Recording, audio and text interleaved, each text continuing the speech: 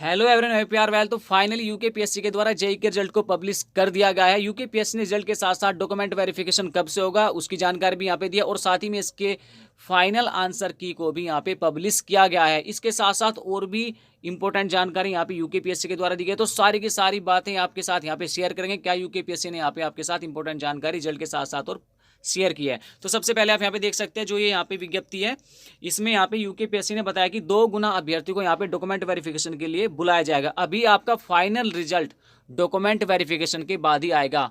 तो क्योंकि जितनी सीटें हैं उतने ही कैंडिडेट का सिलेक्शन होना है, पहली बात। दूसरा, इसके बाद यहाँ पे उन्होंने कट ऑफ मार्क्स को शेयर किया। यहाँ पे आप देख सकते हैं सबसे पहले यहाँ पे सिविल के कट ऑफ मार्क्स है, उसके बाद यहाँ पे मैकेनिकल वालों के, उसके बाद यहाँ पे इलेक्ट्रिकल वालों के, उसके बाद यहाँ पे एग्रीकल्चर वालों के है, उसके बाद आपका इलेक्ट्रिकल मैकेनिकल है, उसके बाद आपका है civil electrical and mechanical, and उसके बाद है आपका सिविल इलेक्ट्रिकल मैकेनिकल एंड कृषि। ये जो आपके यहाँ पे इन्होंने कंबाइन रूप से यहाँ पे रिजल्ट पब्लिश किया है। तो कुछ पोस्टें ऐसी है जिसमें आपके इलेक्ट्रिकल मैकेनिकल वाले एलिजिबल थे, और कुछ पोस्टें ऐसी थी जिसमें आपके सिविल इलेक्ट्रिकल और मैकेनिकल तीनों कैंडिडेट एलिजिबल थे, और कुछ पोस्टें ऐसी है जिसमें आपका सिविल इलेक्ट्रिकल मैकेनिकल और एग्रीकल्चर वाले कैंडिडेट एलिजिबल हैं। तो उसी के हिसाब से यहाँ पे रिजल्ट को पब्लिश किया गया है। आगे आप देख सकते हैं यहाँ पे टोटल कैंडिडेट कितने हैं। तो सबसे पहले यहाँ पे लिस्ट पब्लिश की गई। यहाँ पे देख सकते हैं सिविल में लगभग 2000 कैंडिडेट को यहाँ पे बुलाया गया है। 2043 कैंडिडेट यहाँ पे सिविल में बुलाए जाएंगे डॉक्यूमेंट वेरिफिकेशन के लिए।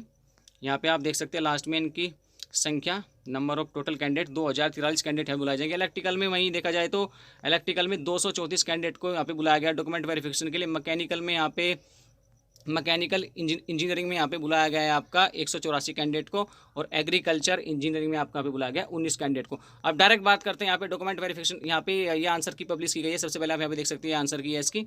इसके बाद डायरेक्ट बात कर लेते हैं यहाँ पे इसके ऊपर इसकी एक चीज़ उन्होंने यहाँ पे और पब्लिश किया। यहाँ पे देख सकते हैं आप डॉक्यूमेंट वेरिफिकेशन जो है आपका वो 29 फरवरी से स्टार्ट होगा।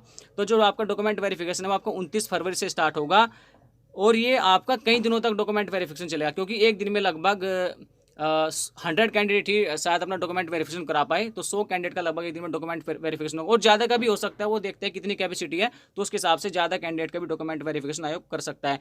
तो ये आपका कई दिनों तक चलेगा डॉक्यूमेंट वेरिफिकेशन, लेकिन अभी इसकी 29 फरवरी से यहाँ पे स्टार्ट आयोग करने जा रहा है।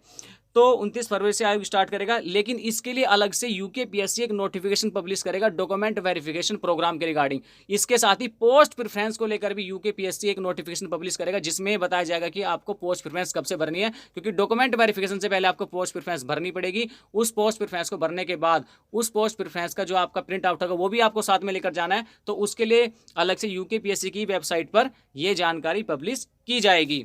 तो यहाँ पे अगर आगे बात की जाए, यहाँ पे आप देख सकते हैं आंसर की है सभी सेट्स के आंसर की यहाँ पे यूकेपीएससी के द्वारा पब्लिश की गई हिंदी इंग्लिश, और आपकी ब्रांच वाइज यहाँ पे पेपर्स की आंसर की पब्लिश की गई है। तो ये थी स्टूडेंट में कुछ जानकारी। आगे भी आपको इसी प्रकार की जानकारी मिलती रहेगी। तो आज की वीडियो में बस इतना ही। तब तक के लिए wish all the best. Thank you.